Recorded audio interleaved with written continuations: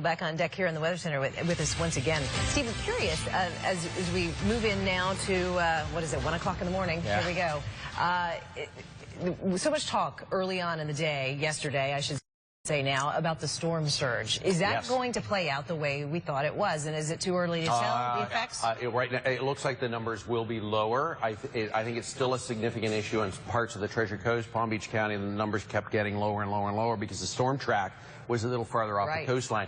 Earlier today, there was a big shift in the track at 11 a.m. this morning, and it brought it away from the Gulf Stream and closer to the Bahamas and West End, and that's eventually where the storm ended up. So it wasn't as close as we thought it would be yesterday or the day before. But that also had a big impact on the storm surge, and the numbers started to bump up during the day as far as the storm surge predictions, you know, 3 to 5, 4 to 6, and then this evening, about 2 or 3 hours ago, we had to adjust those numbers back down again with the new forecast coming in on storm surge products. You know, they're predictions, and it's a new product that's put out by the Hurricane Center in the last year, and very valuable because it's you know, especially here in South Florida where we have so much coastline.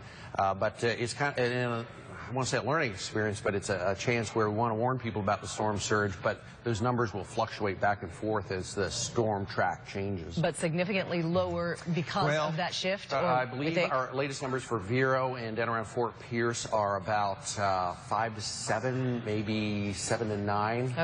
Whereas earlier it was up to 11 feet. So that, you know, that's 4 or 5 feet. That's a big difference in the storm surge from earlier.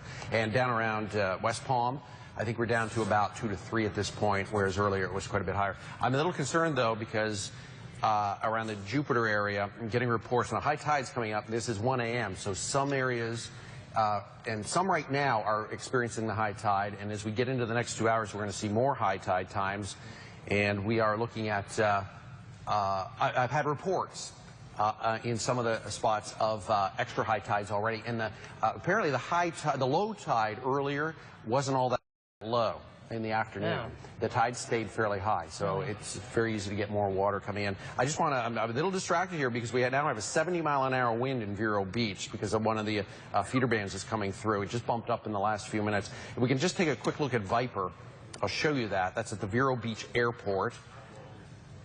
And there it is right there, 70 miles an hour. That's a wind gust, and that is approaching hurricane force in Vero Beach. Very, very strong winds. That's going to do some, well, potentially do some damage and some more power outages in that area. Let's see Fort Pierce. See, this is that band that's now starting to come in. So 74 Vero, and we are up around close to 50 or above 50 now for Fort Pierce. So in the last hour, see, you notice that band, you're going to